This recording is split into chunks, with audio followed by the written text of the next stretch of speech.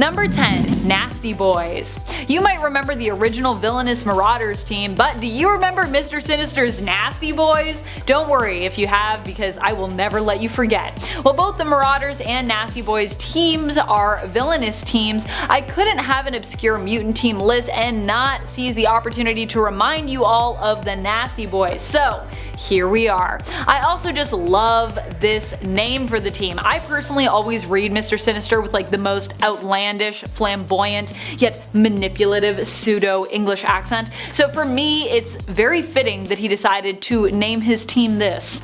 Nasty Boys, so perfect. It fits perfectly with the voice that I have for him in my mind. The Nasty Boys were the team that came after the Marauders. Instead of Gambit being involved in the team, Multiple Man was the generally heroic mutant who got involved. Originally, the team saw Ruckus as leader, with Slab, Gorgeous George, Ramrod, and Hairbag making up the roster. Gorgeous George even resurfaced in Dawn of X more recently. Yay! I might be the only one, but I'm still kinda hoping that the Nasty Boys as well will make a return. Bring them back. Bring them back. Number 9. Deadly Genesis. We can talk about different X-Men and mutant teams here, but I'd also like to touch on some of the rosters as well that you may have forgotten about. This one might be due to selective memory loss, or it could just be because you haven't read the story yet. We are talking here about the X-Men Deadly Genesis limited series, which revealed the next team sent into Krakoa after the X-Men team we know went missing. This team wasn't necessarily a bad one at all. In fact, all of these mutants are kinda super powerful, but they were all basically introduced in this short series, which didn't really help to make us care as much about them as we could have. All in all, this story just had a very early 2000s feel to it. Not that that's a bad thing. The Deadly Genesis X-Men team were a group of kids that Moira McTaggart was trying to help out. She didn't even really see them as students, and then Charles recruited them and turned them into X-Men. The team consisted of Sway, Petra, Vulcan, and Darwin, who have all recently reappeared in the Dawn of X line, in case you were wondering where they made their first appearance. Number 8. Xavier's Security Enforcers. One that we might forget about every now and then is the mutant team that Bishop originally belonged to from the alternate dystopian future that he hails from. I believe this Earth is 1191, but I could be mistaken on that. Didn't even write down my Earth number. Bothers me. This mutant team is known as the XSE, which stands for Xavier's Security Enforcers. If you know Bishop well and you're a big fan, you likely know this team well, but for those who are new to the character, you might not know about this group of enforcers. The point of the team that Bishop was part of was to preserve the long-dead Professor Charles Xavier's dream, where mutants and humans could exist in harmony, living peacefully together. Bishop has even been known to wield specific future equipment, which he got from XSE, although we haven't seen them in a while. All members of the team wear their mutant tattoo brands like a badge of honor, and the members have included Randall, Malcolm, and Bishop's sister Shard, among others over the years. Before we hop into our number 8 spot, I just want to thank all of you for being here and give you a quick reminder to click that like if you are enjoying this video. It really does help us out. Number 7. Outback. When it comes to X-Men rosters as teams, one of the best but shortest running roster is the Outback team. This era for the X-Men team lasted less than 25 issues, but was still so good that people still talk about it today. Now, if you missed this one and you've never heard of it, it's one that you actually probably should read. Not one of my silly points, more one of my serious and beloved forgotten teams on this list. The team started off in issue 229 of Uncanny X-Men, with Storm, Wolverine, Rogue, Colossus, Dazzler, Longshot, Havoc, and Psylocke on it. We'd also see Jubilee introduced during this roster's time together. The Outback team is noted as being one of the best rosters for the X-Men when it comes to having a group who truly feel like outsiders. Also, you get to enjoy the Inferno story in this run, which is bizarre and magical, so you're welcome for that. Number 6. X-Corp. No, I'm not talking about the X Corporation, which has yet to come out, but is still coming our way. Thank goodness. I thought that book was going to be firmly cancelled, but fortunately it has been revived. I'm so ready for X Corporation, let's go. When we talk about X-Corp, we are talking about Banshee's team. He formed this team after Generation X disbanded, and most of the team were composed of that era of mutants. This team was made up of former villains turned heroes and was created to act as a police force basically for the mutant community. Joining Banshee were the Blob, Avalanche, Fever Pitch, Jubilee, Husk, and M, aka Monet. The X-Men team actually did not approve of this team's creation and actually attempted to get Banshee to disband it. In the end, Mystique infiltrated the team and liberated its members, especially the villains, who were being manipulated into behaving heroically by Mastermind under Banshee's orders. Number 5. Extreme X-Men. This X-Men roster marked the return of Chris Claremont to the X-Men in a full-time capacity. Extreme X-Men Volume 1 is a series that started in 2001 and ran till 2004. It was a team that featured my girl Rogue as the leader, woohoo, which you know I'm all about. The original Extreme X-Men roster also featured Beast, Psylocke, Bishop, Storm, Sage, and Thunderbird on the team. Lifeguard, Gambit, and Slipstream were also added to the mix throughout. This team was originally brought together to find Destiny's premonition-filled diaries, but of course along the way was distracted by many other imminent threats. As you do when you're on an X team. Number 4. Generation Hope. This one is from the 2010 series Generation Hope and was under Cyclops' banner ultimately following the events of Regenesis. Though the team itself was led by mutant messiah Hope Summers, and its roster consisted of No Girl, Pixie, Primal, Sebastian Shaw, Transonic, Velocidad, and Zero at that time. Though originally Hope's team started pre-Regenesis as just being 5 mutants including Hope herself, with Velocidad, Oya, Primal, and Transonic on the team. The team was a search and rescue group who were brought together as they were acknowledged as being 4 of the 5 lights on Cerebra. Hope basically triggered the rebirth of the mutant gene, activating these mutants. The 5th light was what they sought and kind of why they came together, heading to Tokyo, Japan. Zero was the mutant they sought, who would eventually join the team, although originally would be antagonist. Number 3. X-People. You probably forgot about this team just because their name is, well, super forgettable, but they are actually from a very memorable alternate universe, the MC2, or also known as Alternate Earth 982. This Earth is the home of the beloved Mayday Parker, aka Spider-Girl, now known as Spider-Woman. But you know what's not so memorable from that universe? Their version of the X-Men. I mean, I get that X-People is meant to be gender neutral, more inclusive, but is that really the best name they could come up with? There has to be something that isn't X-Men that is better than that. I mean, I know there is because we have dozens of other X teams with the letter X in them that are way more catchy than X-People. Because of the Earth it is set in, X-People is a team of originally younger mutants who are now older and taking on the role of leaders, mentors, and teachers. Actually, here Jubilee is the team leader, with her core team roster including Simeon, Angry Eagle, Torque, and Spanner. Number 2. Factor 3. Factor 3? That sounds like some kind of toothpaste. This is another villainous team composed of mutants but led by an alien known as Mutant Master. You might not remember it because it was only around for a few issues and also first appeared way early on in X-Men issue 28 back in 1967. This team popped up a few times and would often force mutants into doing their bidding, often mind-controlling Banshee to attempt to kidnap or help kidnap Professor X. What a wacky time it was. Fortunately, in issue 39, Factor 3 was defeated for good and hasn't bothered the X-Men since. So we haven't seen them for a really long time. Number 1. Lightning Force. This X-Men team comes to us admittedly from an alternate reality, which might be why you've never heard of it before. But once you learn about them, you'll likely wish they had remained forgotten. Lightning Force is an X-Men team that we come across in the Exiles, who themselves belong to Earth 597. They are basically the alternate Excalibur team from their reality, a reality where the Axis won World War II. Think you know where we're going with this. Their roster is almost as surprising as the whole idea for this team. We have Xavier, who helped to create the team through experimenting on them. Yikes. And leading the team we have Hoptman England, aka Captain Britain, with Magon, aka Gloriana, Shadowcat, and Nightcrawler. Also, if you were wondering, yes, Kitty Pryde is still Jewish in this reality, which yeah, makes her character's history here pretty dark. Number 10. Husk. Paige Guthrie might not be one of the main heroes that you think of when you think X-Men, but for a time she was actually a close-knit part of that team, and even had a controversial romantic relationship with fellow X-Men member Angel, who, even though we don't talk about him as much, is one of the original members, so yeah. I even thought of like putting him on this list just because we never talk about him, but I was like, wow, that would be mad disrespect to Angel, so I couldn't do it. I can't lie, I'm actually really excited for the X-Corp series just because I am ready for Angel's return to the spotlight. Paige's powers are fairly unique in that she can shed her skin to reveal a new layer of skin made out of a different material beneath it. This new outer layer of skin can be made of anything that she wants it to be, such as wood, rubber, or even diamonds. Diamond skin is so cool. Just taking a page of Emma Frost's book there. Love it. Number 9. Skin. I love me some Gen X mutants, which is why you know I need to talk about Skin on this list.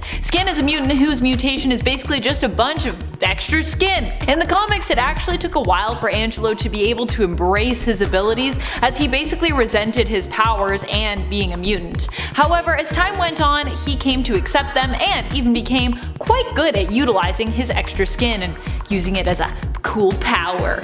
He could even use it to change the appearance of his shape and face, becoming somewhat of a shapeshifter. While Angelo Espinosa can stretch his skin, it should be noted that his skeleton does not change, making his power kind of a weird and unique one. Skin is also known for having literally thick skin that is more durable than most, as well as more elastic. Number 8. Hellion. So yeah, the early 2000s saw us go through a mutant boom. A boom that likely led to the events of House of M, which was probably used from a practical standpoint to kind of remove a good number of mutants, because it was just getting, well, it was getting so out of hand with keeping track of all of these different mutants. We had so many. Too many, maybe. Just kidding, you can never have too many mutants. Hellion was a part of this boom, and he took inspiration for his codename from his mentor Emma Frost's fallen group of mutants, the Hellions. Julian Keller is likely a mutant associated with the X-Men that we don't talk about as often because, well, he's kind of a jerk, and he's not as much of a lovable jerk as someone like Sunspot, so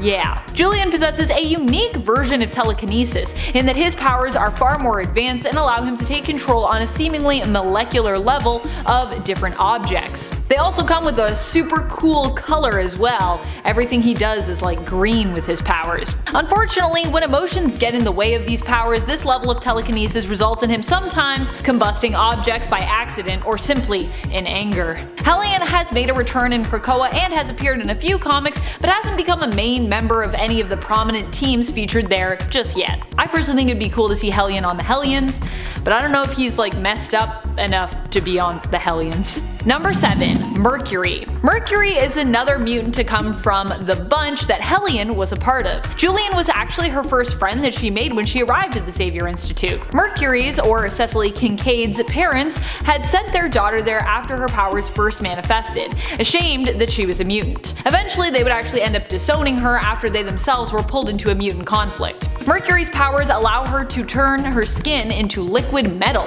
which she can then control, reform, and use to shapeshift with. This form is of course made up of non-toxic mercury, which is where she gets her codename from. Mercury was also one of the few mutants to keep her powers following the events of M-Day. In fact, I have quite a few of those on my list.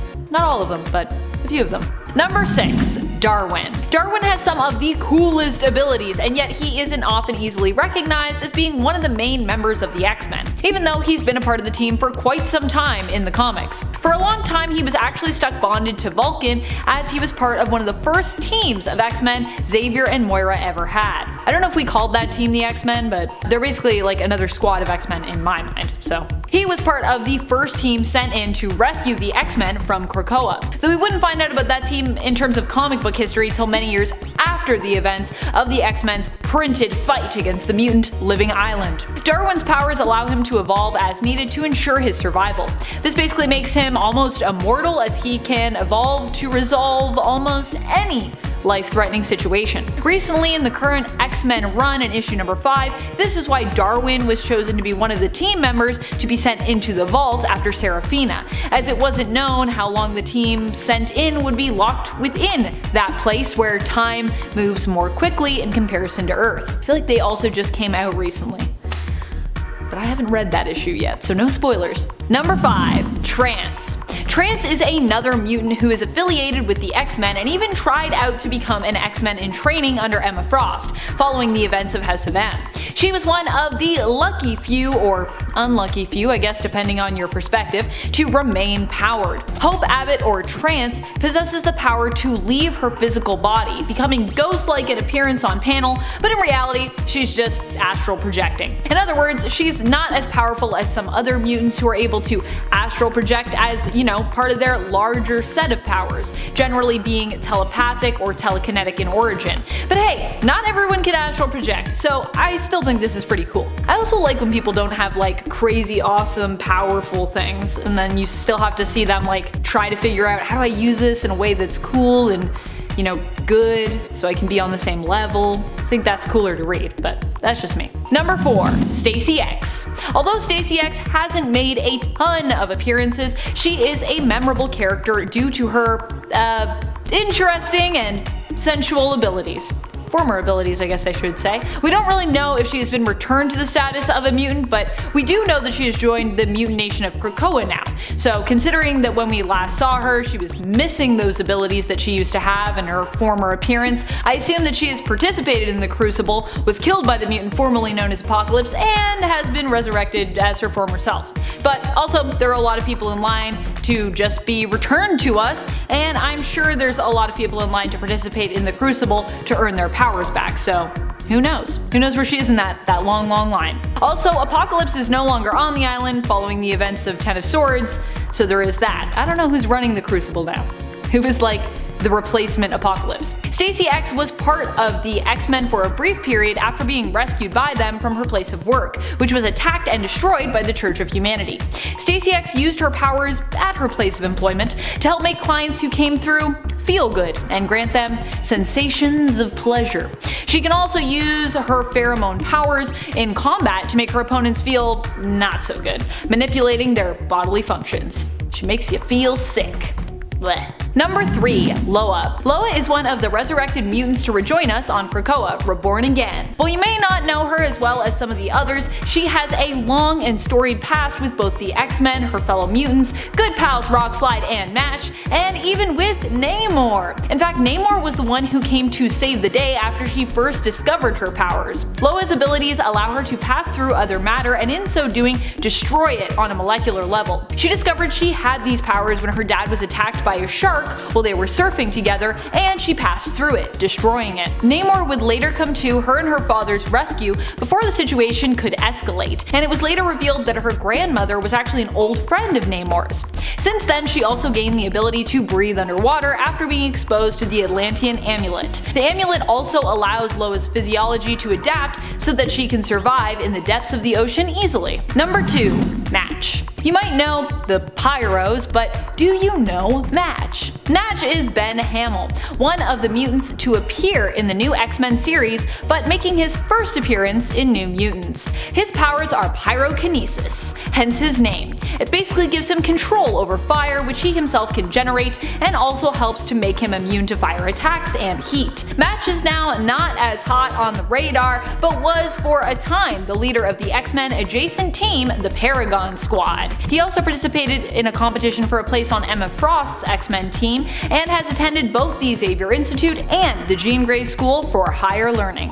I'm not sure if it's of or for, because of feels weird to me, but I think it is right. It's of or for, it's one of those. Number 1, Lifeguard. Lifeguard is Heather Cameron, a mutant who, as a response to life-threatening danger, gains the skills and powers necessary to save those lives around her.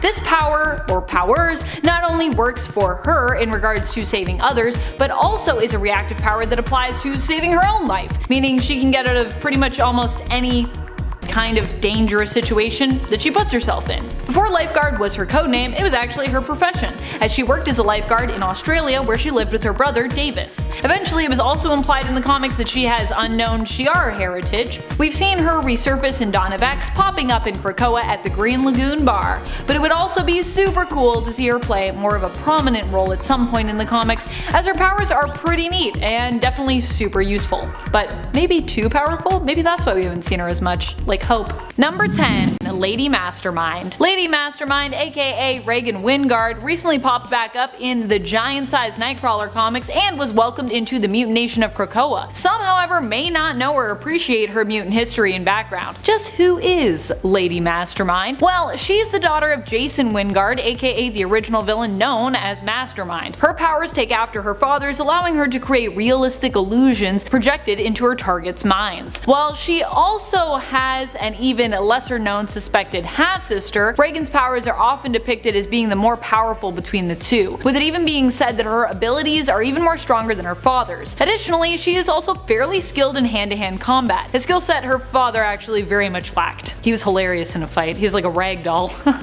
Sorry Mastermind. Number 9. Prodigy. I feel like a lot of people maybe forgot about Prodigy, as he's been MIA for some time in the comics and was depowered during the events of M-Day. But with the magic of Krakoa and Dawn of X, he was able to return to us, being resurrected and also regaining his powers. 1. Prodigy happens to be a super genius, but this is also because he's a telepath with the ability to basically mimic anyone's skill set and share their knowledge while nearby. This has also been shown in the past to extend to fighting precognition, where he can basically use his abilities to read a person and predict their next move of attack in a battle, which is pretty sweet. He often also builds his own advanced tech, and even when depowered is known to possess a great level of intellect, making him a challenging adversary whether or not he has his mutant abilities. Even as a depowered mutant, you might not want to mess with him. Number 8.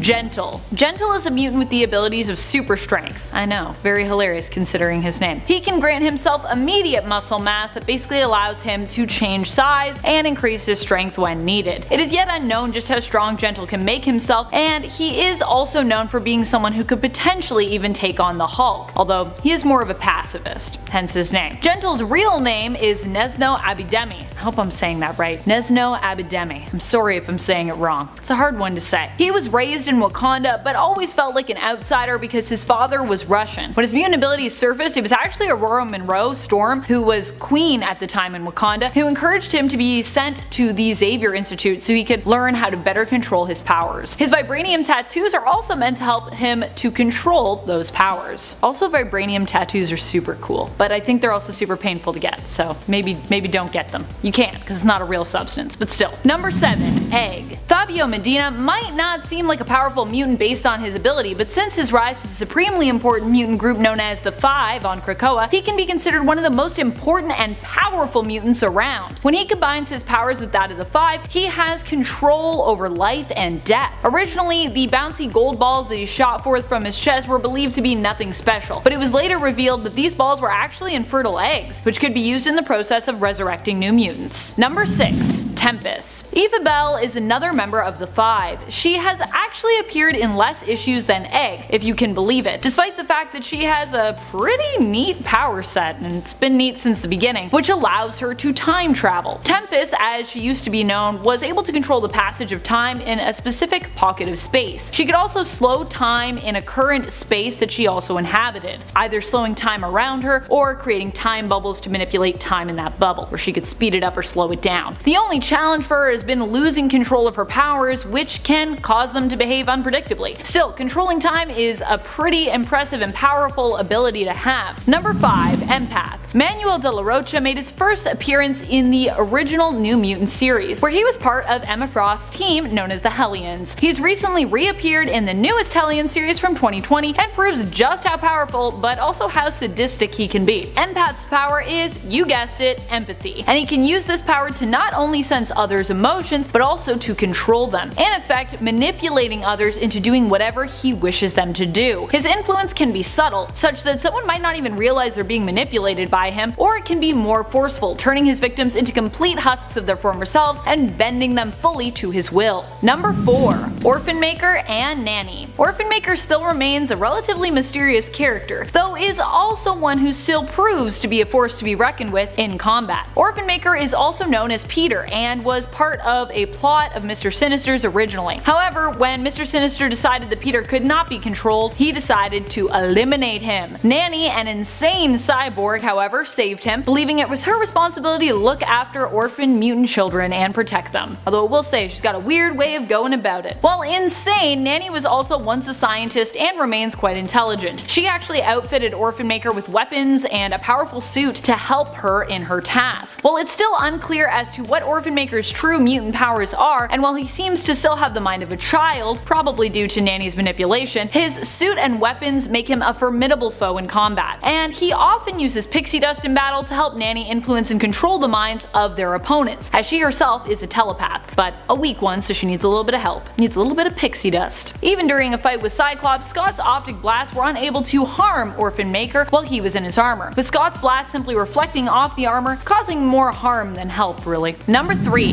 Vulcan. Vulcan is one of the most powerful mutants around, being an Omega level mutant, skilled in energy manipulation and absorption. Yet he is somehow the lesser known of all the Summers, despite his insane power levels. He has also demonstrated the ability to absorb his opponent's powers as well, and use them for himself on the rare occasion. Vulcan is the youngest Summers brother, also known as Gabe Summers, and we only learned of his existence in 2006 when he first appeared in the comic X-Men Deadly Genesis issue number 1, and yet he is considered the most powerful of these three. Number 2. Trinary. Considering the modern age we live in, Trinary is a pretty powerful mutant. Her abilities allow her to control all tech that is within her line of sight. She has used these powers to move massive sums of money digitally and to manipulate and control Sentinel tech. Currently on Krakoa, Trinary is one of the few technopathic mutants trusted with the important project known as Sleeping Giant, wherein mutants monitor for upcoming advancement in Sentinel technology, such as Nimrods or the creation of a mother mold, so that they can ideally put a stop to its development. Project Sleeping Giant were instrumental in helping the X-Men to destroy a mother mold that Orchis was creating before it went online. Number 1. Bailey Hoskins. Now you might think I'm joking here if you happen to know the obscure Bailey Hoskins, but I'm really not. Bailey appeared in his own miniseries titled X-Men, Worst X-Man Ever. He was known for being the worst X-Man ever because his ability only allowed him to do one thing: explode. But he didn't have any regeneration powers, so he basically was a mutant who could never use his powers, otherwise he'd kill himself. It's kind of a one-hit wonder. So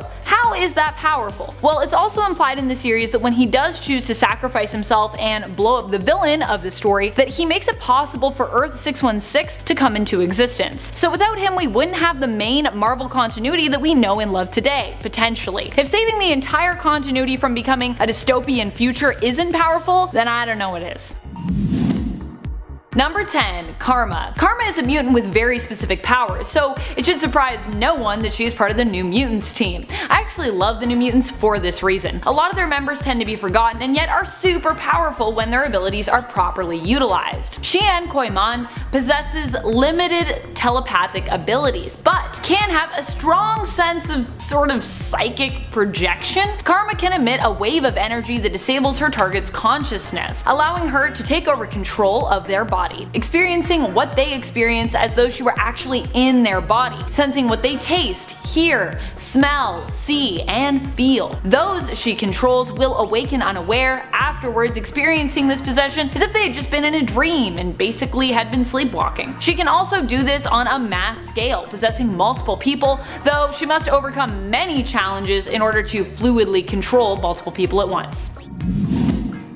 Number 9. Hijack. Hijack is David Bond, a technopath mutant who can use his abilities to telepathically control any vehicle. He has used his powers to control massive sentinels and even control an entire helicarrier. The rule seems to be if you can steer it, fly it, or drive it, Hijack can control it. Although it has been implied that the vehicle in question likely needs to have some kind of mechanical makeup, so sailboats are probably not something Bond could manipulate, unless you had a sailboat that also had an engine, which I think is a thing now.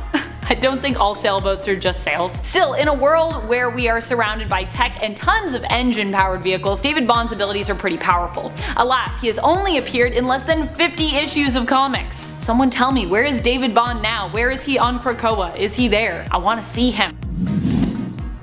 Number 8. Summoner. Summoner is a new mutant whose name also signifies the type of mutant that they are. They are the child of Apocalypse's first horsemen of war. Arakko, the landmass itself, was drawn to Krakoa and Krakoa to it. The two fused together to increase the size of the land overall, although Arakko is not yet considered safe and is basically known as kind of the monster territory part of Krakoa. I mean, technically it still isn't Krakoa, but they're attached now, so they are each other. Summoner's abilities allow them to summon the dark beasts of Arakko. We don't know too much about them yet because they've only been in a few issues, but what we do know is that they can withstand the blast of one of Cable's thermal grenades, his last one in fact, without taking virtually any damage. So overall, they seem like they're going to be pretty crazy and powerful. X of Swords, I'm assuming we're going to see more about them.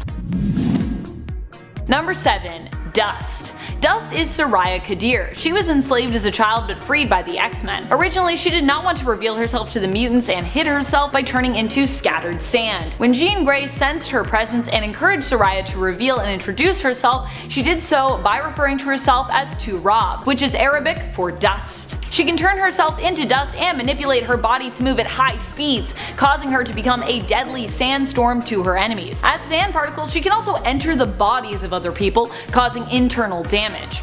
Dust is also resistant to magic and telepathic manipulation or detection while in her sand form. Dust is another person that I feel like we never see enough of in the comics. Someone bring back Dust. Number 6. Layla Miller. Layla's abilities, skills, and powers tend to be pretty specific, which means that she might not inherently seem powerful to readers. Layla has been shown to be able to reanimate beings, heal wounds, and appears to be immune to reality warping. She also has a lot of knowledge about her own future life and the events surrounding it, as she spent time in the future and then returned and uploaded all she had learned into her younger self when she returned to that Layla's present, which I guess was technically her past. Her vast knowledge often comes in handy and is what helped the mutants to figure out who was really after the baby mutant Messiah during the events of Messiah Complex. Her own knowledge has also technically helped her in gaining the knowledge that she has needed to have in order to gain it, if that makes any sense. Timey-wimey stuff. Number 5. Maxime and Manon. Maxime and Manon are twin siblings born to mutant parents. Their powers as such manifested when they were younger than most. They haven't been in a ton of comics, most about probably 11 issues, but they have been shown to be pretty deadly and powerful even as children, both in Extermination and recently in the newest run of New Mutants. Maxime can influence others' emotions, while Manon can alter someone's memories, or recall their memories past. When combined, their powers actually allow them to manipulate the minds of others to the point that they can easily control them, shaping their victims into whatever they'd like them to be and making them do whatever they want. In issues 3 and 4 of New Mutants, both Maxime and Manon were captured along with Armor, Glob, Angel Salvador, Beak, and the couple's children, but managed to escape. Manon and Maxime helped to free the rest of the group by distracting their captives, manipulating one of them into killing the other. Number 4. Mirage. You might not recognize her mutant name, but if you've seen the New Mutants film, or you are familiar with the New Mutants at all, Mirage will be someone that you maybe know. Mirage is actually Daniel Moonstar. Standard X-Men fans may be less familiar with Dani, but she has also been one of the X-Men, and she is known for her affiliation with the New Mutants crew and all the female defenders who are also known as Valkyroar. Dani herself became a Valkyrie when the New Mutants were kidnapped by Amora the Enchantress and taken to Asgard, so she doesn't just have her mutant power of illusion creation and telepathy, which originally she could only use to recreate the fear of others, but she also has some of the powers granted to Valkyries. Oh, and she can make cool psionic arrows too. Number 3. Strong Guy. Strong Guy has similar powers to another mutant we talked about on part 1 of this list. His abilities allow him to use kinetic energy to augment his strength, increasing it. However, he cannot hold the energy for long, as it could severely harm him, distort his physical form, or even kill him. Still, even with the rule that he must expel any absorbed energy within less than 2 minutes of absorption, he is pretty powerful, using his powers to safely lift up to around 100 tons. Strong Guy's real name is Guido Carosella, and he first appeared in the original New Mutant series in issue 29. Number 2. A mutant with no name. In the alternate reality belonging to the Ultimate Universe of 1610, we got a story that introduced us to a mutant who had no name. This mutant's powers were so devastating that we were not permitted the time to get to know him. His powers had only just manifested, but they were so deadly that they caused the deaths of over 200 people in his hometown, including his parents and his girlfriend at high school, with the deaths being almost instantaneous. But there was no snapping involved. It wasn't a Thanos thing. No Infinity Gauntlet. His mutant power was basically to kill everything around him, radiating toxins and poisons that basically vaporize organic tissue. He was so dangerous, powerful, and deadly that Wolverine was sent to eliminate him, as the young mutant's existence posed too much of a threat to the mutant image, as well as both humans and mutants alike, just in general. Number 1. Matthew Malloy. Matthew Malloy is one of the strongest, most random mutants who now belongs to the alternate timeline of Earth 14923 because he was just too powerful to basically continue to exist. Like many of the most epic mutants, he had reality warping powers and was additionally considered Omega level in terms of his ability. Matthew's powers unfortunately were often tied to his emotions, which proved problematic and often resulted in massively destructive outbursts of energy. In the end, Tempest traveled back in time and with help from Professor X of the past was able to prevent Matthew's parents from ever meeting, meaning that he was never born. Number 10. Egg. While Fabio Medina might be more easily recognized now that he is part of the all-important mutant team known as the Five, responsible for resurrecting fallen mutants, when he was known by his former codename of Goldballs, he would have been much less recognizable. Also, if you haven't been reading the comics for a while, you might not know that he's important now. That sounds so mean. He was important before, but he's really important now, you know what I mean?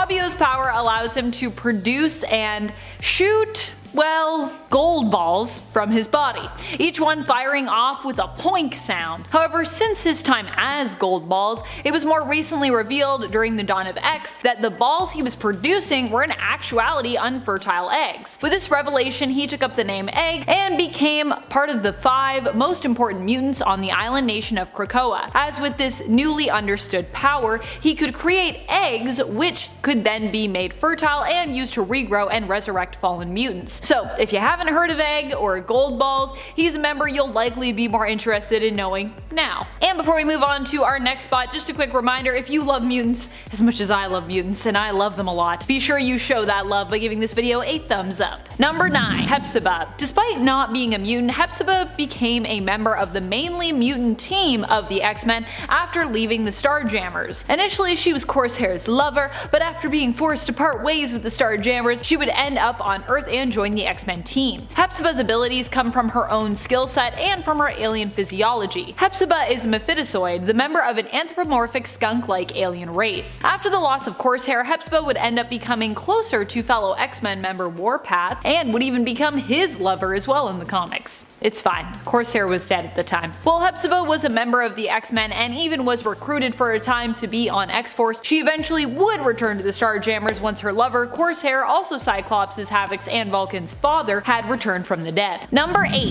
Morph. Because there are multiple Morphs out there, not everyone is as familiar with Benjamin Deeds as the Morph who appeared in the animated X-Men series from the 90s. This version of Morph, however, is a lot less cocky in comparison to that animated series version. Benjamin Deeds is a mutant who, like the animated version, can transform into anyone else. However, his powers are a little more unique than most shapeshifters. The more time he spends with someone, the more his appearance will grow to mimic theirs, not really becoming an exact duplicate of them, but more becoming his own version of that person, which also affects how that person sees him. Using his powers also makes the person he resembles both more eager to like and to trust Morph. And actually, initially I believe Morph didn't even like that codename. They were like, you should be Morph, and he was like, meh, nah. Number 7. Beak. Beak's mutation ended up being slightly more unfortunate in comparison to some of the other, more well-known core members of the X-Men team. Beak is Barnal Bowhusk, and his mutant powers are simply that he looks and shares similar attributes to a bird. His bones are hollow and light, meant to lend well to flying, and he has feathers, which should also allow him or help him to fly, and yet he's not really a good flyer, which is kind of sad. In fact, initially Beak couldn't really fly at all when he first appeared. Now he can, but he still has to work really hard to do so, and even then he can really only fly for short distances. Other than that, Beak simply can see better than most at long range, and is armed with talons and a beak, which he can obviously use to fight. But for the most part, Beak simply looks like a bird, and as such is usually more on the sidelines than in the middle of the action. He did for a while have a suit, however, that enhanced his abilities and also granted him additional strength and powers, more useful for physical fighting. Number 6. Thunderbird. While we haven't seen Neil Shara in a while, he was listed as a member of the X-Men in the Ten of Swords handbook, and while it's since been revealed that the X-Men were originally made defunct after Krakoa came to be during Dawn of X, they saw their return during the denouement of the Ten of Swords event in their own series, X-Men, which had been going on since Dawn of X in the comics, comically, despite the team no longer being technically recognized by the Quiet Council. So it's really weird. It's like we had an X-Men series, but like no one acknowledged that the X-Men team existed. Anyways, they're back now, sort of. Thunderbird could also appear again at some point as part of X Corporation, as Neil has also been a part of that team in the past. While he's not the most recognizable mutant to use the codename Thunderbird, Neil is still one of those mutants. His abilities allow him to convert ambient heat into solar plasma, turning his entire body into this type of plasma, which gives him a variety of abilities and powers, including emitting focused plasma beams and flight. Number 5. Ink. Ink is another member of the X-Men who technically isn't a mutant. It was believed initially that his mutant ability was to gain powers from his tattoos. However, it was later revealed that it was Eric Gitter, aka Ink's tattoo artist, who was the mutant and who basically imbued Eric with these powers using his own mutant ability. Ink's tattoo artist was Leon Nunez, a mutant with no codename really, simply being known by his name or known as the tattoo artist. Ink would be recruited as one of the young X-Men, initially believing he was working for Cyclops, but later learning he was in fact working for a disguised Donald Pierce. Ink fought alongside his fellow X-Men, but would leave the team for a time later on after discovering that he wasn't truly a mutant, when he found out where his powers really came from. When his fellow teammates needed his help, however, he would return armed with more tattoos from his artist. The Ten of Swords handbook listed him as an active member of the X-Men, so, you know. He's there, he could be back again, I don't know. I feel like I haven't seen Ink in a while, but he's out there. Number 4. Cypher. You know about Cypher, but do you know about Cypher? With an I, not with a Y. Just to be clear. Cypher is Elisa Tager and has powers similar to mutant Kitty Pryde. That is, she can phase, and even float or fly while in her phased state. She was part of the Gene School for Higher Learning and was initially discovered by mutant Cyclops, Jean Grey, and Zorn. Cypher also can turn herself invisible both visually and psychically. Well, almost completely invisible psychically. Almost. Immensely powerful telepaths such as Jean Grey have still been shown as being able to sense her. Although Cypher has only made a few appearances here and there in the comics, she still managed to make her way onto the young X-Men team and has even reappeared on Krakoa. Number 3. Slipstream. On my previous list I talked about the mutant known as Lifeguard, but now it's time to focus on her brother, who is also a mutant, don't you know, Davis Cameron, aka Slipstream. While his sister Heather worked as an actual lifeguard in Australia, Davis himself was a surfer. His powers weren't activated until later in his life and were actually awoken by Sage after his sister went missing, and it was revealed his latent mutant abilities could be used to help find and then rescue her. Slipstream's abilities allow him to create quantum portals which can transport him and any passengers he takes along with him across great distances. However, it should be noted it requires a lot of concentration for him to bring others along with him. He can also track previous teleportations, allowing him to use these warp wave abilities to find his way to the destination and location of teleporters that he's tracking. Which I think is a pretty useful ability, tracking teleporters, because they're tricky. Number 2. Spider-Girl. Well, not naturally born, but kinda made in a lab, Spider-Girl made a single appearance in Avenging Spider-Man issue 16. She had similar powers to Spider-Man, but was made of a combination of spider and mutant DNA by the Jackal, using materials found in Mr. Sinister's lab. Wow, the Jackal in Mr. Sinister's lab just sounds like such a dangerous thing. As such, she also had the additional powers to shapeshift into a giant spider with 5 human eyes. While in this shape, she also had the power to spit purple mucus and even fire optic blasts from her eyes. Makes you think there might be some Summers DNA mixed in there, which honestly, if we're talking about Mr. Sinister's lab, I wouldn't be surprised. She ended up rampaging across the city of New York after the Jackal released her as part of a test. Fortunately, she was apprehended by Superior Spider-Man and the X-Men, who explained that she seemed to be a mutant and ended up taking her in after defeating her. We never really heard anything about her after that. Spider-Girl was created by Christopher Yost and Paco Medina. Who knows, maybe we'll see her again, I don't know. Number 1. Forget-Me-Not. Despite the fact that Forget-Me-Not is someone you definitely forget, you may have heard us talk about him on the channel before, because his powers are just so interesting. But for those who haven't heard of him or have simply forgotten him, let's give you a little refresher course. Forget-Me-Not is an X-Men member whose mutant power is that no one can ever remember him. This makes it easier for him to basically infiltrate places, but it makes it harder for him to ever connect with anyone, make a friend, or even have his teammates remember that he's actually on the team. This is why Forget-Me-Not is also usually left off of the official rosters for the team, and why you might never really see his name mentioned there, ever. Forget-Me-Not's psychic powers that enable him to go unnoticed and remain forgotten were actually so strong that even Professor Xavier struggled to remember him, and as it was revealed in X-Men Legacy issue 300, had to place within his mind a psychic hourly reminder just so he wouldn't forget permanently about Forget-Me-Not's existence. If you're wondering what happened to Forget-Me-Not in the end, he was forgotten. So, yeah. Number 10. Nanny. First on our list today is the partner of the Orphan Maker, Nanny, a low-level telepath that paired up with the Orphan Maker as the two thought that the parents of mutant children were just straight up evil and ill-equipped to properly raise and protect their young mutants from danger. She and Orphan Maker traveled the world searching for young mutants to take care of, killing their parents to sever any family connections, and using her minor telepathic powers to control her new charges. Dubbed the Lost Boys and Lost Girls, these mutant orphans acted as her quote-unquote new children. Her first major mission was at the State Home of Foundlings in Omaha, a facility where Mr. Sinister kept many mutant children for observation and experimentation, and she was able to liberate them after escaping the grasp of the X-Men. Fast forward a bit and we see Nanny and the Orphan Maker attack the X-Men in Australia in order to quote-unquote save them. However, this led them to being overpowered and forced to flee to see another day. During the events of M-Day just after Decimation, we see Nanny resurface once more only to be defeated by Wolverine himself. Give her story a read for yourself, starting with her first appearance in 1988's X-Factor, number 30.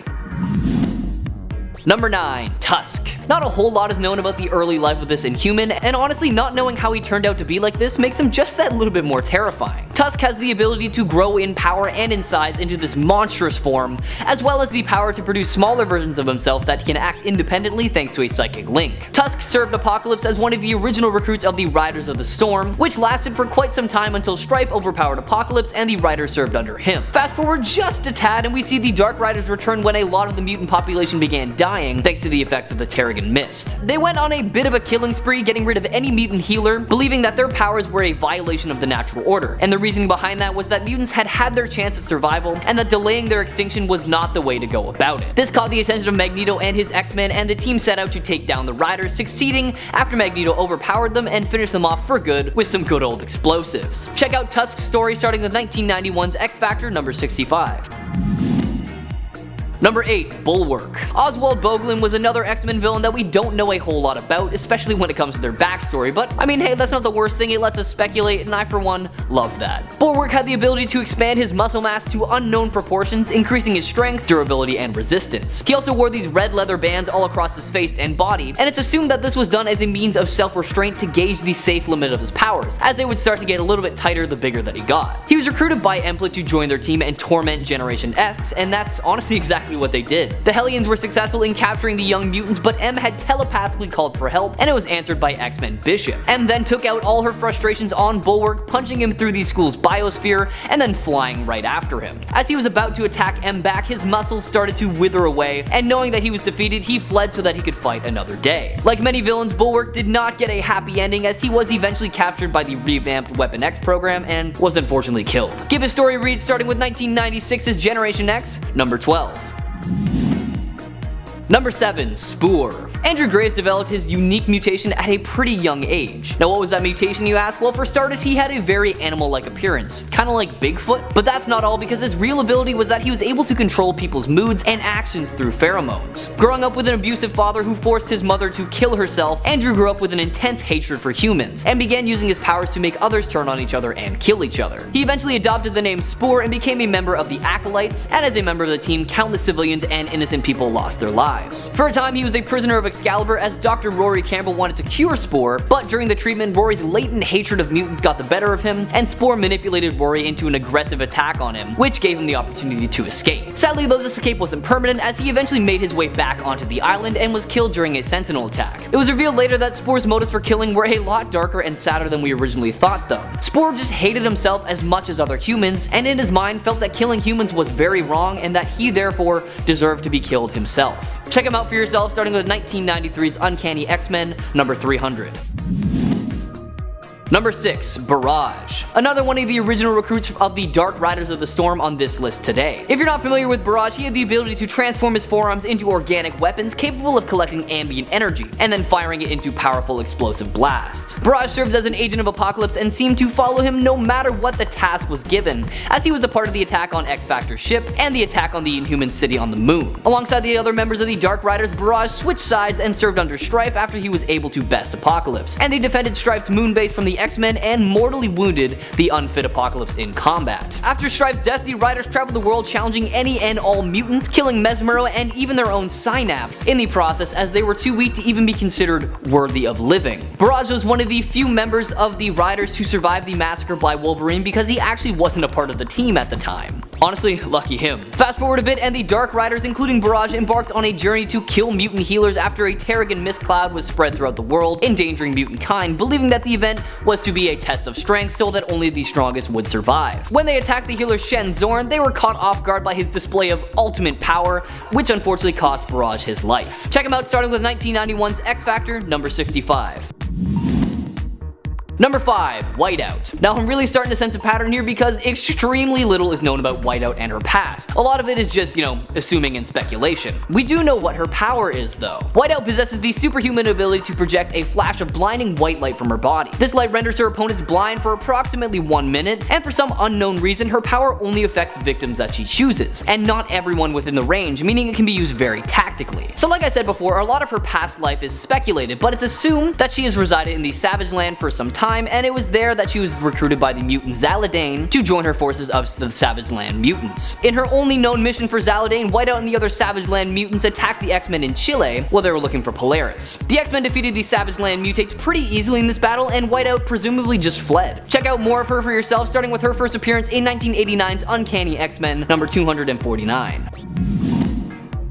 Number 4. Fever Pitch. Real name unknown, Fever Pitch was a very handsome young man until his mutant powers manifested and he accidentally destroyed his own face. Thanks to his mutant powers, his entire body is made of an organic flame that allows him to radiate intense heat, fly, and discharge and throw explosive plasma. As the years went by and his powers became stronger, he eventually burned through his entire body, leaving him nothing more but a fiery skeleton, which ultimately led him to becoming a member of the incarnation of Gene Nation, organized and led by the Dark Beast. Fever Pitch was seemingly killed on his first mission by Nate Gray after his energy was siphoned off, but he did later resurface in Berlin trying to capture Abyss so that he could sell him off to some researchers. Now skip ahead a little bit and we see Fever Pitch classified by the government as a national security threat, as he was one of the few mutants to keep his powers after the decimation of the mutant population. He was one of the many mutants to have a tracking chip implanted in his head before a trip into Salem Center. When the chip's true nature was discovered, he had it removed by Mr. M, who he followed when he led an exodus from the Institute. Fever Pitch was later captured by the anti-mutant group the Sapien League and was injected with a dose of the Legacy virus, causing his powers to straight up overload, killing hundreds including himself. Check out his whole story starting with his first appearance all the way back in 1999's Generation X, number 50. Number 3. The Nasty Boys. Comprised of Mr. Sinister, Ruckus, Multiple Man, Slab, Gorgeous George, Hairbag, and Ramrod, the Nasty Boys were the strike force organized by Mr. Sinister to take down the X-Men. The Nasty Boys made their first appearance all together battling the X-Factor after Slab initially attacked Strong Guy. After losing this battle, Sinister posed as Steven Shafran and unveiled his plan to kill the Scarlet Witch. Shafran, obviously upset, attempted to kill him only to be killed himself. During all that, Ramrod was also deported from the country but did make his way back, illegally.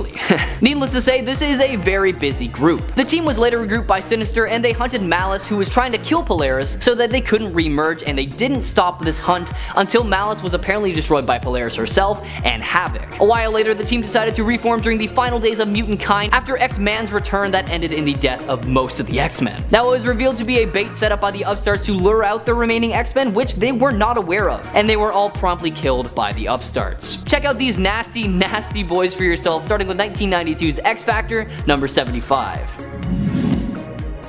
Number 2. Forearm. Michael McCain, aka Forearm, was one of the founding members of the Mutant Liberation Front, a team of disillusioned and rebellious mutant youth. Now Michael is called Forearm for pretty obvious reasons, but I will explain his powers a bit for you anyways. He has 4 arms, hence, you know, the name. And thanks to this mutation, he also possesses superhuman strength, stamina, and durability. Now one of their first missions under the leadership of Strife was to liberate the incarcerated New Mutants members Rusty and Skids, and the team broke them out of prison and the pair joined the MLF out of just straight up confusion. Skip ahead a bit and the MLF travels to Muir Island where they meant to steal the legacy virus data, but while they were there, they learned about the Xavier protocols and decided to steal them instead. The team was confronted by Excalibur though, and they were quickly teleported away empty-handed. Number 10. Chuck Austin's Uncanny X-Men. At least, I kind of hope you've never heard of this one, because if you have, you probably just forgot about it after years of trying, and now I'm traumatizing you by bringing it back up. This is the team that featured Stacy X. Yeah. I like Stacy X, but I can also see why her character and this run were super problematic. Austin's run on Uncanny X-Men began in issue 410 and ran till issue 443. The problem here wasn't so much to do with the members of the team as the subject matter. Many people feel that Austin's run was hypersexual, and he also gave us the revelation that Nightcrawler's dad was Azazel, which honestly isn't that terrible, but then he also gave us the weird Draco storyline with the X-Men versus the NeoFem, which was something. It was a time. All in, this was definitely a controversial run, especially considering the relationship between Husk and Angel. The team was made up of Archangel, Beast, Iceman, Nightcrawler, Stacy X, Wolverine, and Professor X himself to start, but it would later on feature Husk, Polaris, Northstar, Juggernaut, and Havoc. Before we move on to this next spot, just a quick little reminder to click that like button if you haven't already, it really does help us out. Number 9. All-Female X-Men.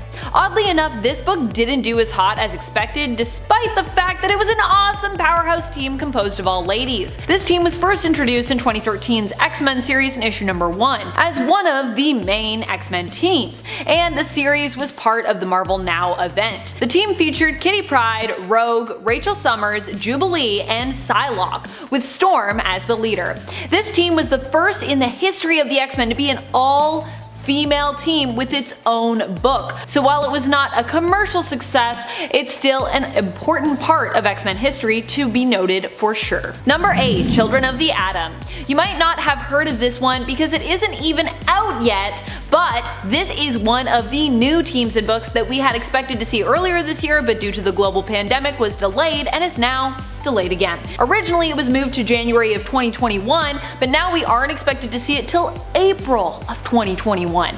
Boy, that is a long wait. But just because they aren't around yet doesn't mean we can't talk about them. And if you haven't heard of this team yet, you might want to keep your eye out for when their book is released. Children of the Atom is a team of new teen mutants who are basically X-Men superfans and are trained by these very famous original mutants. Technically, the X-Men team was never meant to exist in Krakoa, as was just revealed recently in the comics, despite them having their own book as part of the Dawn of X line. I know, it's a little confusing.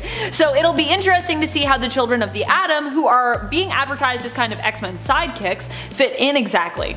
In a world where, you know, there's not really supposed to be X-Men? Well, we have yet to meet the members of this team. We do know some of them not only have similar costumes to the classic X-Men, but also have similar powers. Number 7. Hellions. No, not that Hellions. This Hellions. In fact, Empath's look in the new Hellions was a throwback to the original Hellions team outfits. Empath was also an original member of the team. Before we saw the team revived in Dawn of X, they were Emma Frost's team. Basically her version of a teenage mutant team similar to, well, the New Mutants. We're also a teenage mutant team. Every time I say teenage mutant team, I just want to say Teenage Mutant Ninja Turtles, but that's not what we're talking about. Although they are also a teenage mutant team. In comparison to the new Hellions, these Hellions were not as crazy, but were somewhat troublemakers, who had an ongoing, sometimes friendly rivalry with the New Mutants themselves. The team consisted of Empath, Beef, Bevatron, Cat's Eye, Roulette, Taro, Thunderbird, Jetstream, and Firestart. The team was first introduced in New Mutants issue number 16 in the 1980s and was disbanded in 2009 in the comics after most of them were basically slaughtered, victims of a surprise attack. The team has returned since, but the new Hellions team only shares one member of the original roster, Empath. Number 6. X-Corporation. Many people may have forgotten the existence of X-Corporation since the organization was destroyed and became defunct back in the early 2000s, but they are coming back, so it's a pretty good time to remind everyone of their existence. Reminder, X-Corp is still a thing. This actually just happened in the comics during the Empire event when we saw for certain that Xavier had revived the X-Corp and that Monet and Angel seem to be running this branch of mutant affairs. X-Corp in the past has been a non-for-profit organization working to help mutants in their fight for rights in less bold ways than what the X-Men are usually up to. It also provided a place of refuge for mutants who needed it, until the global organization had their various branches targeted and blown up around the globe following the events of M-Day. X-Corp will be getting their own book in the Dawn of X line, which I am way too excited about. I just want to see Angel get a moment in the spotlight, you know? Many believe the book to have been cancelled, but Jonathan Hickman actually confirmed early in December that it is still very much a go. Number 5. The Upstarts. Speaking of young mutant teams that are lesser known like the Hellions, we also have their straight up not friendly at all rivals, the Upstarts. The Upstarts were definitely a more villainous crew in comparison to the Hellions, just in general, as their whole goal was to basically kill mutants. The Upstarts were a mutant team created by Selene, the Black Queen of the Hellfire Club. She put the team together in order to test the members, getting them to compete for points which would be awarded whenever they killed mutants, based on the mutants' power set. Originally, the young group of mutants involved were unnamed and were promised that whoever got the most points would win a prize, which remained a mystery pretty much through all of the comics that they were featured in. I bet it's cake, and I bet it's a lie. Although I think it was also mentioned at one point somewhere that it was immortality, so in case you were wondering, for realsies. Number 4. X-Men The End.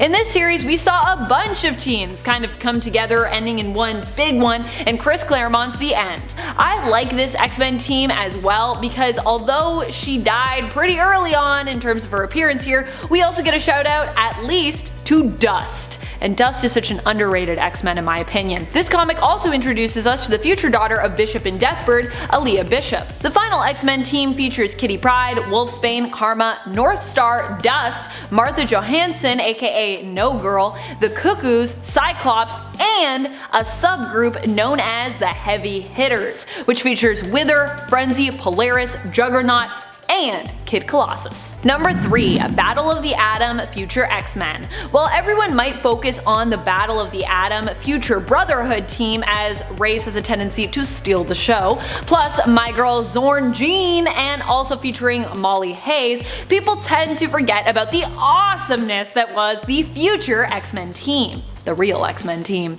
This team featured a much more skilled Iceman, who now was known as Ice Wizard, Wiccan, who had become Sorcerer Supreme, Chimera, who is believed to be Storm's daughter that she had with Black Panther, Shogo, Jubilee's son, known as Sentinel X, Colossus armed with Magic Soul Sword, Kid Omega as Phoenix, and Jubilee as Wolverine. Number 2. Extreme Sanctions Executive. The other XSE. This team also spiraled out of the team that we talked about previously on part 1 of this list, Extreme X-Men. XSE here stands for the Extreme Sanctions Executive. Similar to the original XSE that Bishop was a part of in the future, this team is also like a military police force meant to maintain and in some cases enforce peace is kept between mutants and humans. Storm was asked to create the team by the United Nations and eventually would increase its numbers by recruiting the rest of her X-Men, making this team another government-sanctioned mutant team, like X-Factor was, and still one of the first of those types of teams. Team members have included Bishop, Cannonball, Magma, Rachel Summers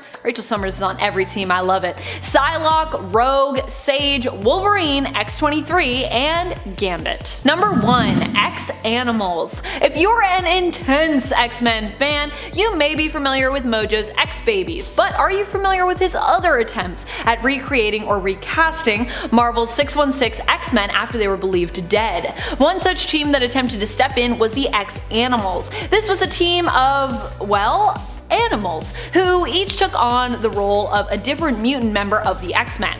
We've got a skunk standing in for Rogue, a bulldog for Wolverine, a pig for Dazzler, a rabbit as Havoc, a cat for our Storm, which I kinda love, a bird, possibly a hawk as Longshot, an otter as Psylocke, and a gorilla as Colossus. Sadly, this team was not acceptable as a replacement in Mojo's opinion, and he got rid of them. But I'd love to see them return at some point, if that's possible. Number 10. Longshot. Longshot is a paradoxal hero. He ended up joining the X-Men after being sent to Earth by Mojo so that he would forget all that had passed before that, like the part where he almost defeated Mojo. Without his memories, Longshot showed up in the X-Men's danger room and would end up befriending them and serving as an ally and a teammate. He is the father of Shatterstar, who he had with X-Men member Dazzler, but was also made from Shatterstar's DNA, creating a paradox and a strange time loop when it comes to his origins and his creation. Longshot got his name during his time on Earth, which was given to him because of his fighting style. Longshot always taking the long shot, the less likely, more desperate path of success in fights. Longshot, however, can do this as while not a mutant but being engineered from the DNA of one, he possesses probability altering powers which grant him a bit of luck. He also has enhanced speed, strength, agility, and endurance, which he often uses to fight with using throwing knives. Longshot is also known for his super handsome powers that cause many people he meets to instantly fall for him. Number 9. Binary. Carol Danvers as Miss Marvel ended up in a fight with Rogue that left her zapped of her powers and her memories. During the tussle, Carol was thrown from the Golden Gate Bridge, but fortunately Jessica Drew, aka Spider-Woman, showed up to save the day. Unfortunately, when Carol came to, it was apparent that her memories had been wiped. Spider-Woman reached out to the X-Men for help, and for a time, Carol Danvers became part of that team. Professor X was able to help restore Carol's memories, but her emotional attachments to those memories would remain lost. It was during her time adventuring with the X-Men that she would become binary after a space adventure with the team saw her cross paths with the Brood, who exposed her to an evolutionary ray that tapped into her latent potential. True story. Number 8. Surge. Surge grew up homeless on the streets of New York after running away from her home when her powers first manifested. Far away apparently, as she was born initially in Tokyo, and her parents still live there. Her powers caused her to absorb electricity from all nearby sources at all times, without the ability to stop, even zapping electricity out of the air. She can then discharge this energy through blasts or by using it to give herself bursts of super speed. Noriko Ashida's powers are hard for her to control and are considered volatile, which is why Beast created gauntlets for her that helped her to control them when she was later welcomed into the Xavier Institute, after initially being turned away. Number 7. Danger. Who could forget one of the most important members of the X-Men? The Danger Room. The Danger Room was a room used to help train the various members of the X-Men team, but was later revealed to be mutated technology which had evolved to become a sentient AI. So yeah, an AI mutant. Danger revealed their intelligence to Xavier when, after an upgrade and relocation facilitated by Mutant Forge, they asked, "Where am I?" Charles chose to ignore this and hide the room's sentience from the X-Men so that he could continue to use it to train his team. Pretty selfish, Professor. Danger is extremely powerful, and parallels between her and Ultron are often drawn on in the comics when it comes to all the destruction that she could be capable of. She possesses superhuman strength, stamina, and durability, as well as enhanced reflexes and agility. She can command and control other technology and use her own mass to recreate other materials and/or rooms. She can also create other technology and even technological bodies if she happens to have mechanical devices, scrap, or equipment to work with. Number 6. Caliban. Caliban is believed to have gotten his name from that of the character from William Shakespeare's Tempest, often referred to as having a monstrous appearance. Poor Caliban, and also poor Caliban. Caliban is one of the members of the Morlocks, but he would later on join the X-Force and even go on to team up with the X-Men later on, despite him and the Morlocks being their frequent enemies in the past. Caliban's mutant powers increase the reaction of his fight or flight response, allowing him to manifest super strength as well as a sort of absorption and then later emission of fear. Basically, if you're feeling afraid in the moment, he can kind of like take that in and then put it back at you, or if he's feeling afraid. It's pretty useful. You're gonna be afraid, you know what I mean? These powers only appear when in this mode, however, when Caliban experiences that increase in adrenaline. He is also able to sense the presence of mutants within a nearby radius, and that's a mutant power that he has even when he's not in that fight or flight mode. Number 5. Blindfold. Blindfold is Ruth Aldine and is a possible descendant of Destiny. She was born without eyes entirely. Her mutant powers allow her to manipulate astral energy, tap into the astral plane, and grant her specific telepathic abilities, including precognition and clairvoyance. She also has the ability to manipulate chaos factors and alter events in order to achieve a desired result, and maintains a reality warp resistance. Pretty useful. She also has some telekinetic abilities as well. Much of her power was lost to her, and she was in rough shape when she was admitted to the Xavier Institute. She had lost half her power and had her mind shattered by her brother. Blindfold had a really rough home life, and her brother Luca ended up coming home one day filled with hate for his sister and prepared to kill her with a chainsaw. When her mother stepped in to defend her, her mother was instead murdered by Luca, who blamed young Ruth's freakishness for his own actions. Luca ended up getting the death penalty for this crime, but when he died, it seemed as though his own mutant abilities manifested, causing him to shift into an astral or ghost-like form and attack Ruth. Blindfold has a close connection to Legion and would later end up in a relationship with the son of Charles Xavier. Yay! I don't know why I'm celebrating that, but I just think it's kind of a cute romance, I guess. Number 4. Triage. Triage was one of the mutants to appear after the dispersion of the Phoenix Force. Christopher Muse discovered his powers when a friend of his fell and hit her head while they were out dancing. It seemed as though she was dead until Christopher's touch seemed to heal and revive her, bringing her back to life. Eventually, he was apprehended by the police because of his miraculous healing ability, but would later be freed and recruited by the X-Men.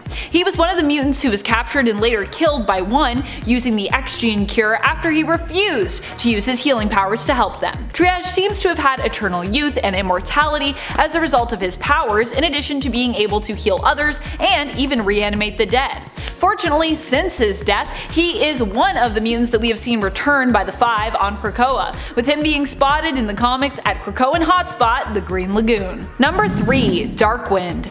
X-Men teammates really do come in all shapes and sizes. Coming to us from Asgard, we have Dani Moonstar's mighty steed, Brightwind. Remember when Dani joined the Valkyrie after she lost her powers following M-Day? Yeah, it was during that time that she met and bonded with Brightwind. After leaving Asgard and returning to Earth, Brightwind came with her, but instead became known as Darkwind on Earth. So that's why I said Darkwind at the beginning of this point. By extension, he became a member of the X-Men and New Mutants along with Dani.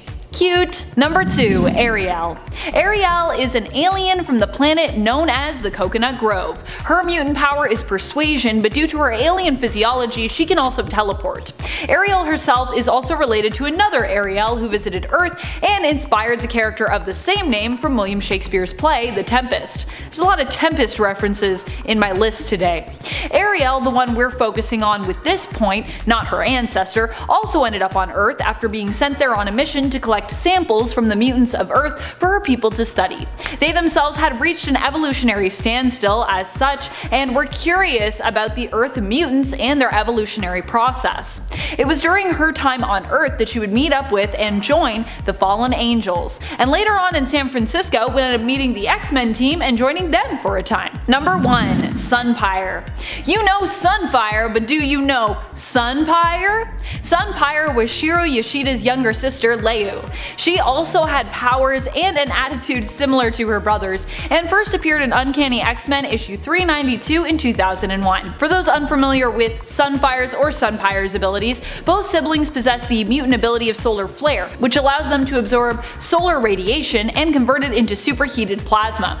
Using this ability, they could both cover their body in flame as they became like a flying, human-shaped sun. Sunpyre can use her power to emit plasma blasts and give off intense solar heat. Leu is one of the mutants who answered a psychic call to help defeat Magneto and save Professor X. After helping out the X-Men in that adventure, she'd later appear again as a member of the X-Corps. It is believed she died in action when the other members of X-Corps turned on her because Mastermind, Martinique Wingard, working in league with Mystique, was controlling them. Number 10. Brew! Brew is one of my favorite of the more obscure X-Men members. He is a mutant of the Brood alien race. Brood are basically terrifying, violent, and love hurting others. Brew, however, is very different from the rest of his race, being a mutant. His mutant power is actually compassion or empathy. Unlike the rest of his species, he doesn't enjoy hurting others and, in fact, is more inclined to try and help others instead. Aww. Basically, he's a big Brood sweetheart. Recently in the comics, Brew accidentally became the new Brood King after consuming the King Egg, and just in time too, as the mutant nation was in the midst of being overrun with invading Brood at the time. Consuming the King Egg allowed Brood to tap into and basically control the hive mind, becoming the leader of his species. And if you missed out on that whole fun adventure, you can check it out in the newest X-Men series. That's where that all went down, and it was pretty exciting to read. Brew initially appeared in the 2004 Astonishing X-Men series in issue 40, and would later team up with and be taken in by the X-Men, joining the Jean Grey School for Higher Learning. He'd also get to have like a really fun day with Tony Stark, which is another fun Brew adventure. Number 9. Candy Southern. While Candy wasn't necessarily a member, she did help the X-Men and made her first appearance in X-Men issue 31 in the 60s. She was a longtime friend of Angel's and would later end up dating Warren. She also would team up with the X-Men to help find Warren when he went missing after learning of the fellow mutant team's existence, and Warren Worthington III's role as Hero Angel on the team. Candy would later break up with Warren and was killed by X-Factor enemy and former friend Cameron Hodge. Candace Southern wasn't a mutant and didn't have any powers, but she was skilled in business. I personally would love to see her somehow be resurrected and return to the comics in the new X-Corp series, working alongside the mutants as a human ally in business. That could be pretty cool. Number 8. Vulcan. Vulcan is the retcon youngest brother of Alex and Scott Summers, aka Havoc and Cyclops. He was introduced during X-Men Deadly Genesis and was revealed to be one of the mutants who was part of Charles Xavier's original and formerly unknown rescue mission to save his team from Krakoa. Vulcan was the name he'd chosen for himself, though his name was originally Gabriel Summers. When Catherine Summers was kidnapped, she was pregnant with Gabriel, but he was taken from her womb and put in an incubation accelerator. Once fully grown, he was intended to be used as the Shi'ar Emperor's servant, but he escaped and was found and recruited by Moira McTaggart to join the X-Men. Vulcan's powers are similar to both his brothers and involve energy manipulation. He is considered an Omega level mutant and is capable of absorbing energy and dispelling it in the form of blasts. He can also use the energy to heal, fly, create constructs, manipulate objects, and as a form of sustenance. Number 7. Mimic. Mimic is a mutant, but one who gained his abilities after knocking over a beaker accidentally in his father's lab, which caused a chemical reaction that created a strange red gas which he then inhaled. His powers allow him to mimic the abilities and skills of other beings within a certain distance of him. Increased exposure to others' abilities seems to also grant him more permanent adaptations of those powers. It wasn't until more recently that it was actually confirmed that Mimic was in fact a mutant during House of X, as suspected since the 90s. Instead, we were led to believe initially that he was a human whose DNA was genetically altered. While not often appearing in the comics, Mimic, aka Calvin Rankin, is a character who has been around since the 60s, if you can believe it, and first appeared in X-Men issue 19, where fans were introduced to him and the question was posed of whether or not Mimic was a mutant or something far worse. Turns out he was a mutant. Mimic is a longtime villain of the X-Men who did for a time play the role of Hero and has served on both the heroic X-Men team as well as Norman Osborn's dark X-Men team during the events of Dark Reign. But anyways, I feel like Norman Osborn's team should count, so if we do a part 5, expect me to get into some of that. Number 6. Warbird. Warbird is a pretty unique character, having been born as a member of the Shi'ar Empire, but not knowing her parents. Her mother was an alien who was taken captive and who was killed by giving birth to Avidara, who would grow up to be Warbird. Her mother's reproductive organs basically were not compatible with the Shi'ar, and so she did not survive the pregnancy. Avidara would grow up to become a Shi'ar warrior and join the prestigious Warbirds, whose job it was to guard the royal family. Warbird is not a mutant, but would work alongside the X-Men team and cross paths with them while being tasked with guarding over Kid Gladiator. She first appeared in Wolverine and the X-Men in issue number 1. Number 5. Spiral. Spiral has been an enemy of the X-Men, but would also become a member of Storm and Psylocke's X-Force team. She was a human known as Rita Hayward, who would end up in the Mojoverse and become part of a time paradox, having been attacked by her future mutated self, Spiral. Originally, she was a stunt woman who ended up falling in love with Longshot during his time on Earth and returned with him to the Mojoverse. When his plan to defeat Mojo failed, Rita was captured and was modified by Mojo to have 6 arms, one of which was completely cybernetic. Spiral herself is part cyborg, part human mutate as a result of the modifications performed on her. She was also the one responsible, acting as an agent of Mojo, for giving Psylocke her cybernetic eyes. True facts. Number 4. Shark Girl. Seriously, Wolverine and the X-Men has such a fun group of characters in it. If you haven't checked it out, you need to check it out. Ira dos Santos is one of that group. She first appeared in issue 20 of the series and has also been referred to as Were-Shark before, which is pretty fitting, as both names would imply she is basically part shark, part human, and that's also her mutation. Shark Girl is one of the mutants who appeared following the dispersion of the Phoenix Force. When her powers first manifested, both the Brotherhood and the X-Men attempted to recruit her to their causes. She refused both offers and was later kidnapped by Mystique, who attempted to then recruit her using force, basically. Fortunately, she was saved by Angel and would eventually agree to attend the Jean Grey School of Higher Learning. Shark Girl can transform into a full shark and can also transform into a part shark, part human, basically like a land shark. While in these forms, she can survive either underwater or on land and has enhanced strength, stamina, and speed. Number 3. Petra. Petra has the ability to manipulate rocks and rock formations. She can cause earthquakes and even use her powers to create diamonds. In fights, she can bind her opponents or completely destroy them by having the earth move to swallow them, and she can transform rocks into different kinds of weapons and wield them against her opponents, sending them hurtling towards them. Petra was recruited by Moira McTaggart after being apprehended by the police. Her family died in a rock slide when she was young, which to this day Petra actually wonders if she caused.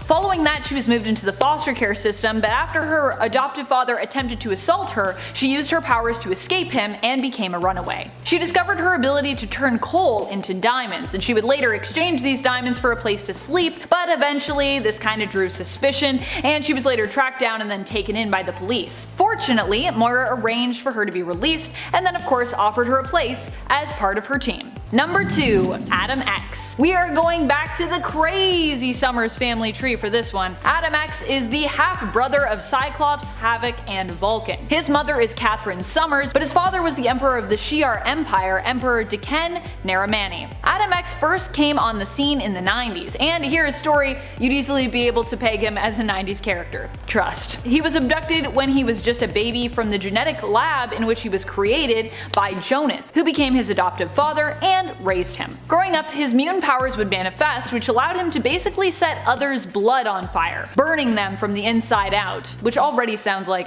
such a 90s power in my mind. He can also ignite his own blood, which is very painful, but grants him a speed boost. Adam would then learn that he was a hybrid being, part Shi'ar, part mutant. Number 1. Sway. I love Sway. Her powers are just so cool and her origin is so tragic.